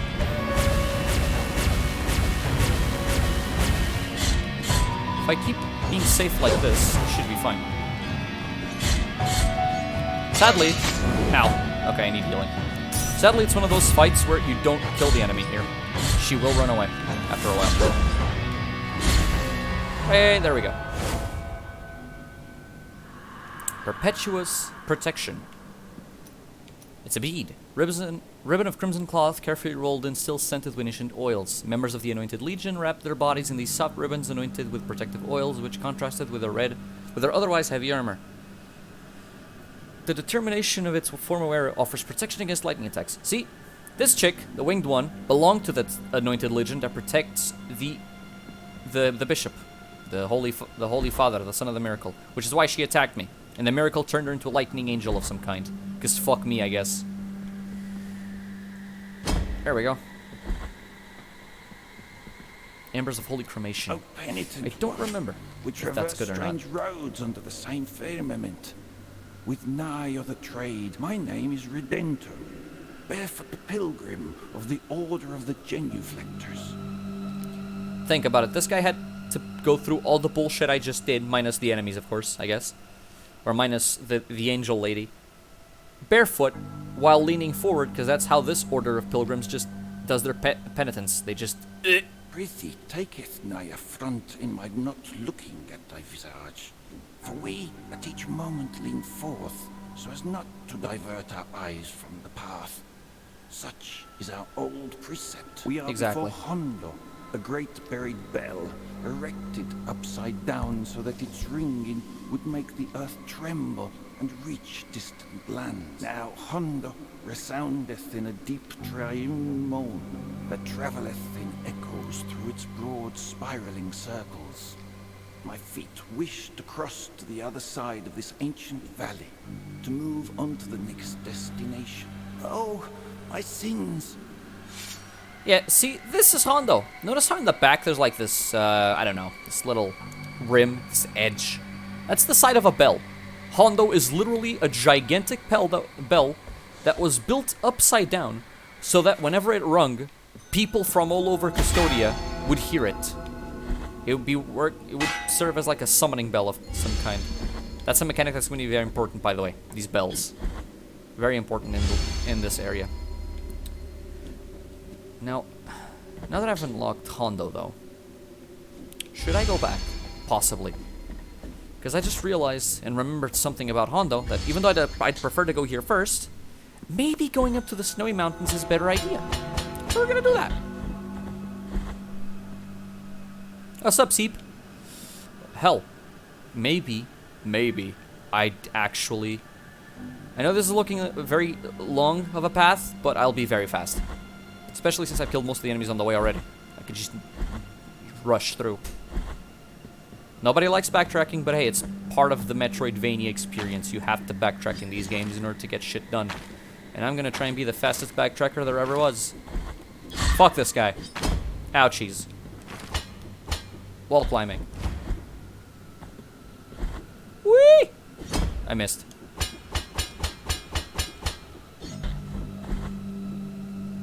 I'm not gonna rest at this thing, because that would make the enemies respawn and defeat the purpose of being fasty at backtracking. We're just gonna go there. I forget about these fucking pitfalls. I hate them. Oh yeah, there's enemies here. Because I rested at that one inference. But it's fine. It's just these dudes. Can... Oh, I actually hit him there. Owie. Oh. I'm miraculously alive. I'm genuinely just gonna go up to Albedo and heal at their fucking prie-dieu before I move forward. Or this is gonna be very fucking bad. Okay. Duh. Okay. Woo!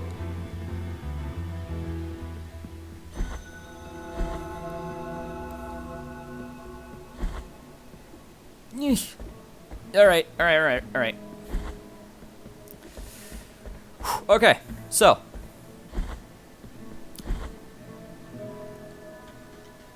Let's,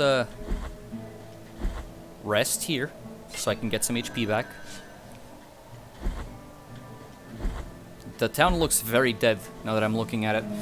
Because, yeah, I still haven't donated anything to the church just yet. Oh, the church is open. Is the puppy here now? It's not. I'm sad now. Let me just go inside the church and show you guys some... Because the church is a bit of an interesting bit of environmental storytelling as well. As you see right now, it's very empty. Just got some generic saint figures and whatnot. As you pay more Tears of Denial, and on the altar... Okay, my controller stopped working. Give me a second. As you interact with the altar and give it more and more Tears of Denial, and the church gets richer, different statues start to appear, more pilgrims show up to pray at the church, and you start seeing statues of the father, of the bishop. I think there's some fathers of the Holy Father here as well. There's very little details. Wait, is it? I've been calling them Tears of Denial this entire fucking time, but it actually might not be. Tears of Atonement. Close enough. Really. Oh yeah, there's an item here. The linen cloth. That is a key item. A useless rag that seems to slightly vibrate at times, emitting an unintelligible buzz. The affliction sometimes leaves its mark on mundane-looking objects, unable to reveal the miracle under its mantle of corruption. I need to use this to then get a relic. You know, those items that give me passives.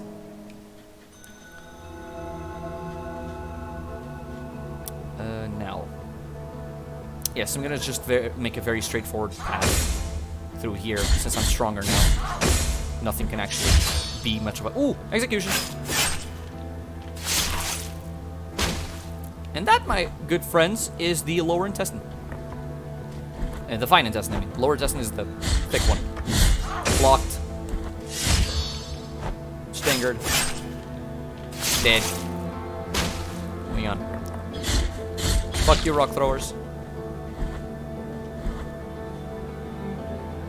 Okay, C. Now, I'm gonna be a good boy and make... No. Yeah. I'm thinking right. Fuck you. Gotcha. Get crushed. I go uppy. Fuck you. Fuck you again. Okay, dead. Oof. Parried. Parried. And down we go. Yeah, this is exactly the path I want to take.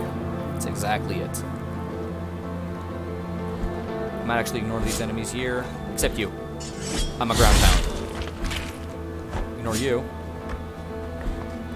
Yoink. Double yoink. Can't ignore you. Ignore you.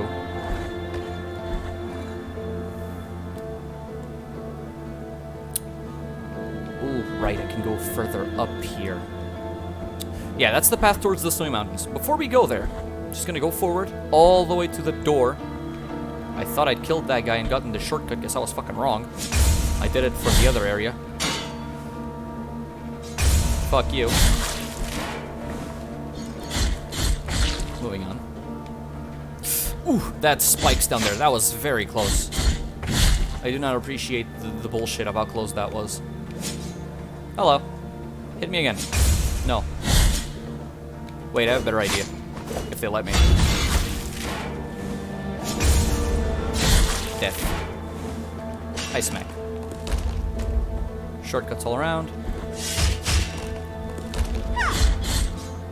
Ouchies! There. Shortcuts all around, mini-boss is dead, we can move on with our lives.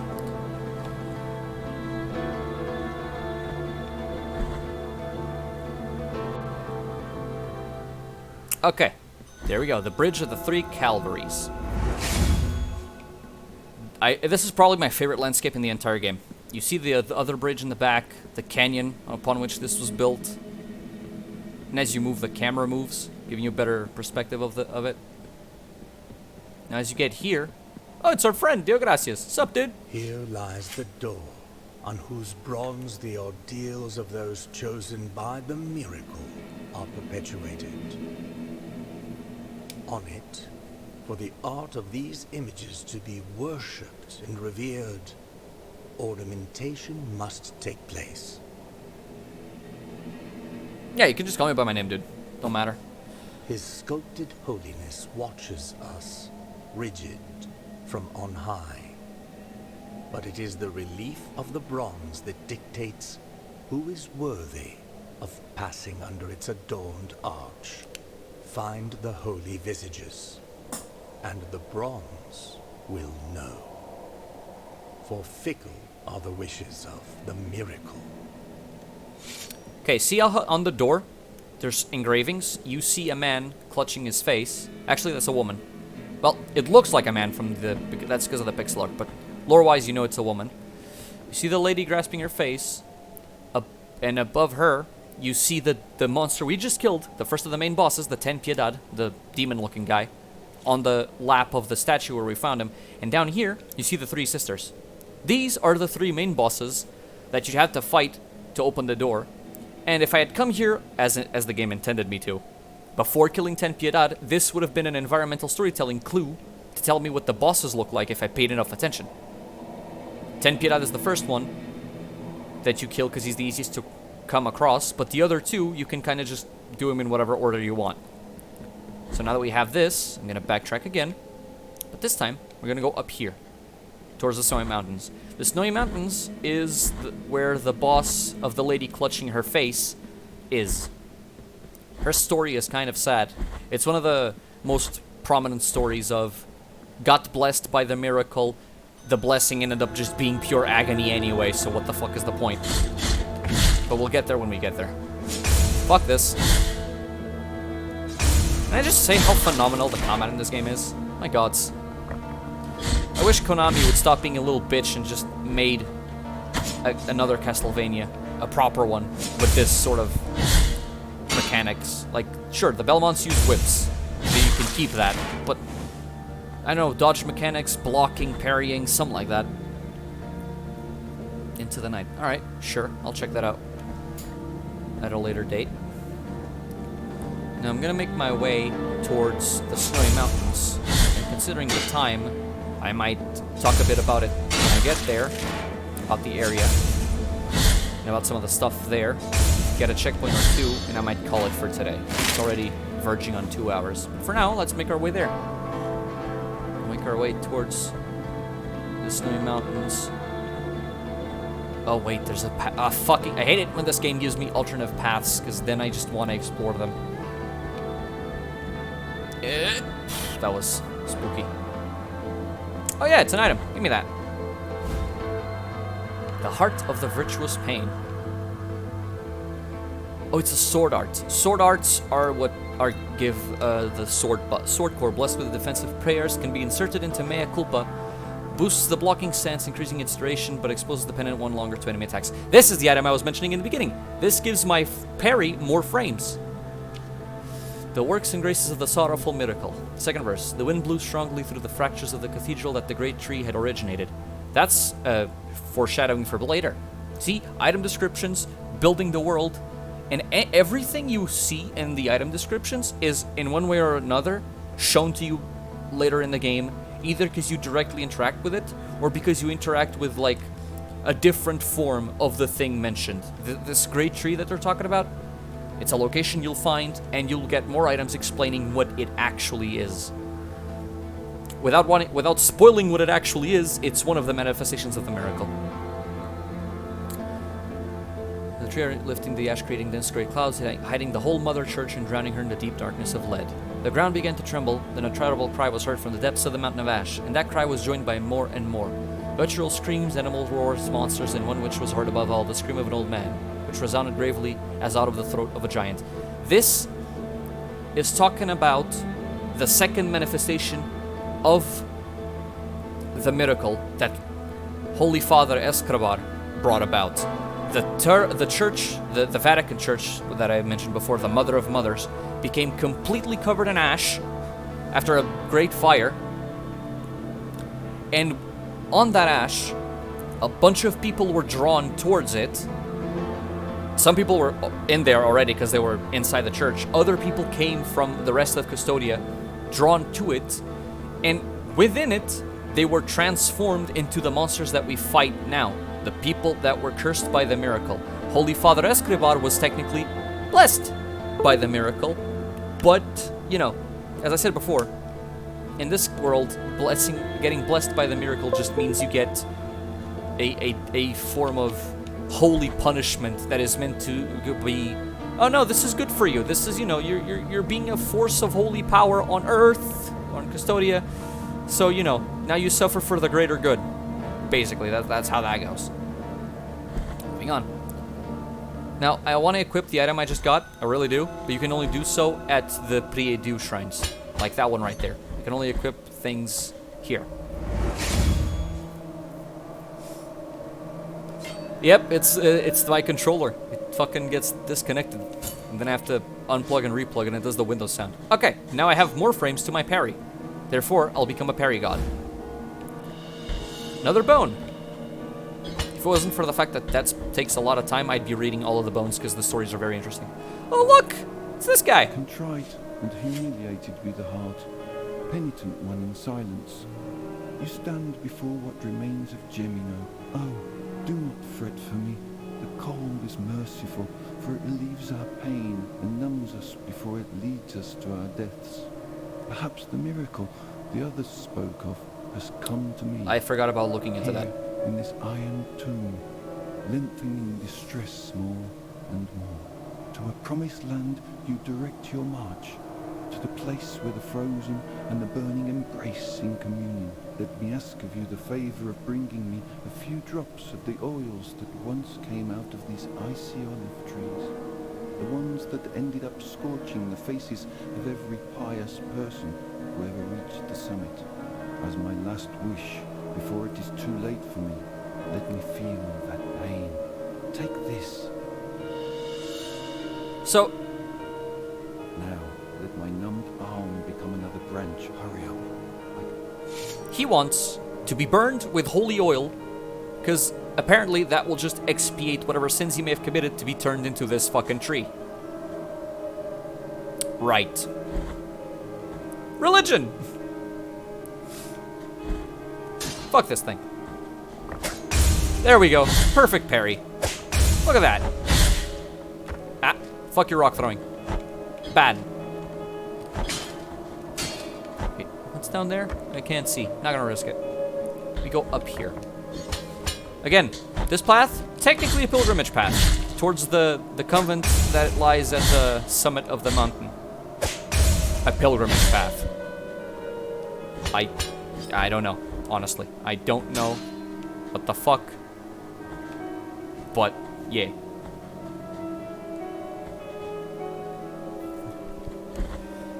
I'm tree sinner! Dude turned himself into a tree. Funniest shit I've ever seen. Fuck these enemies. Thank you. God damn, I hate them. Get parried. Okay. You wanna... Fuck you. Owie. That's bullying. Come on. You fucking bastards. I need healing. Never mind. Jumpy bitch said I didn't. Oh, you. Ugh, I hate you. I hate you, I hate you. I hate this enemy. She throws bombs at me. Woof! Heal.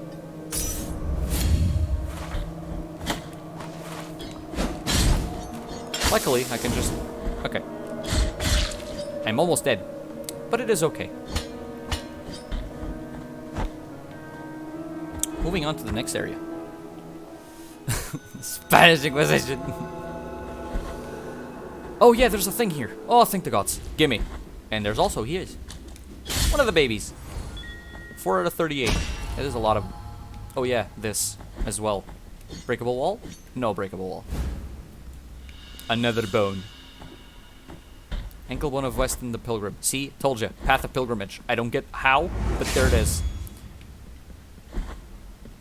Merchant. What you got for me this time? Please give me... What's this? What I am offered, may my... Torn bridal ribbon. The soft white ribbon used during marriage ceremonies has been torn, thus destroying its delicate embroidery. So another 3 remains of an unfinished ceremony. The wounds inflicted by a broken oath rarely find healing. Oh, I'm gonna need this later. Like, way later. But I'm gonna need it. And this is... Calcified Eye of Erudition. Eyeball belonging to Alvaros the Scribe, who glimpsed the truth hidden to so many other eyes. Vital Essence of Enemies.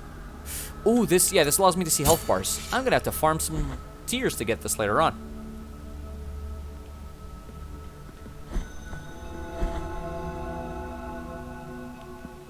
Oh yeah. And give me a sec, because that elevator is a fun thing. Ooh! An Immaculate Bead. This item is required to do the good ending, so I'm not going to equip it. Simple bead devoid of purpose, its pristine surface has never been soiled by fervent fingers. This basically absorbs my guilt for a while, so it stops accumulating when I die. And this is a statue of penance. They will allow me to pay in Tears of Atonement if I have accumulated guilt to make it go away. Elevator time. That's a floating baby. And that's another shortcut to Albedo. Interconnected worlds, my people. Look at that. This is nothing. This is just 24% of the map. And look at how massive it already is. This game is great. Moving back up. I'm going to progress a little bit more in the Snowy Mountains before I call it for today.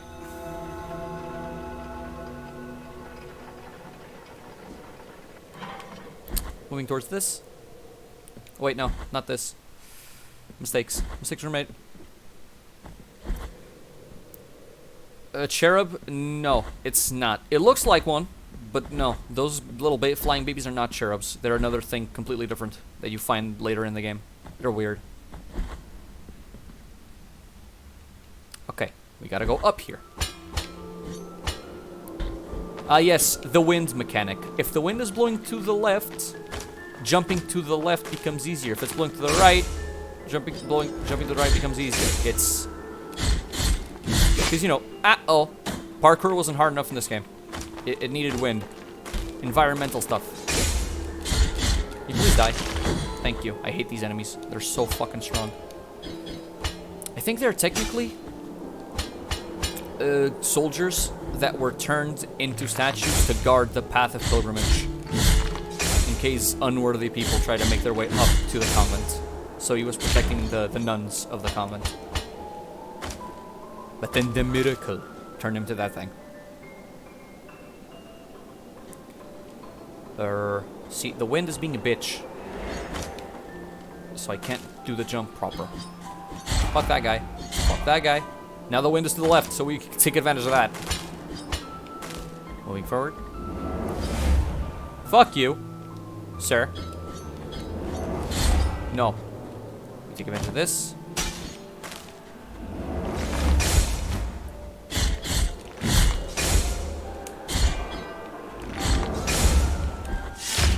There it goes. Fuck you as well.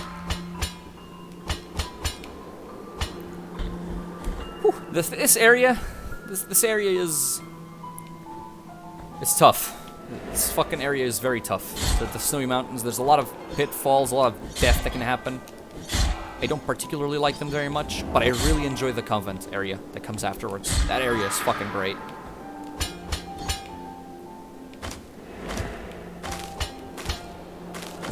Did you fucking not? Yeet. Coming in here. Oh, Yeet! Sir. No. Oh god. If he makes me fall, I'll be very sad. He didn't. He's weak. And so is his lineage. The fuck is this? Muted bell. The bell now empty strangely. One could swear to hear a slight tingling in the presence of strange energy. Slightly protects his wearer from attacks of magical nature. It's pretty good. But wait. Before we go any further. There's a path I must undertake right here.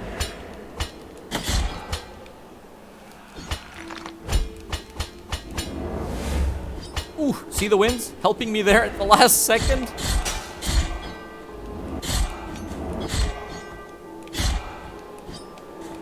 Fuck this guy. Ow. No, I killed one and died to the other one.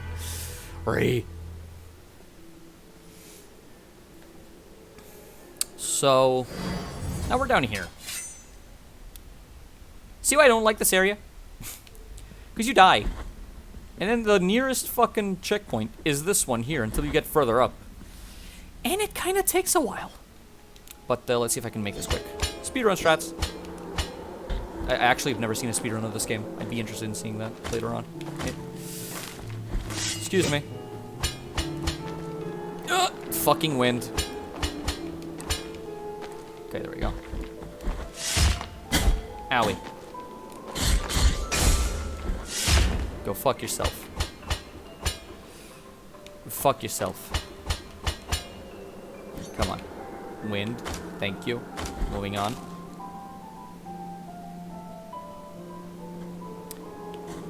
Hey man, I'll have you know I've never died in a Dark Souls ever. Alright? I'm just not try-harding, okay? Okay, this is not my try-hard mode. I'm just casually playing, alright? I swear. I swear I'm not trying. Alley-oop. The wind guides me. Fuck you. I need that. No. No, I just want to get back up a bit more. Make some bit progress. Rightio. Wait a Stop. Seize. End it. Oh, come on. I can't. Of course the fucking platform broke. That's exactly what I needed. Okay. Now the wind is this way. That's a bitch.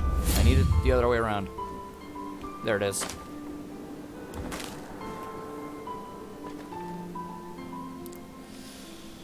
Yeah, this is another way to go. I don't like that guy being there. Not facing me. If he smacks me once, I'm fucking dead. Ooh. Oh, god damn. Well, never mind. That didn't work. Now I have 2 guilt on the map. Because, yeah, it keeps accumulating. Up to a point, if you die enough, your fervor bar will just disappear and you will be completely unable to do magic. Being that this area is always a bit of a bitch to go through. It's already the time it is. I think we're gonna stay here. On this one, specifically. Then we'll make our way up at a later date. So, I'll do this. Main menu. Because the main menu is pretty to look at. Thank you guys for joining up and watching the stream.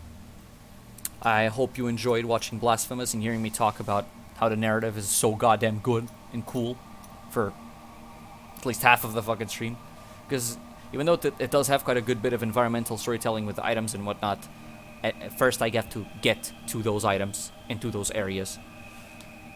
Then the rest is just normal gameplay with me being stupid on top of it. So,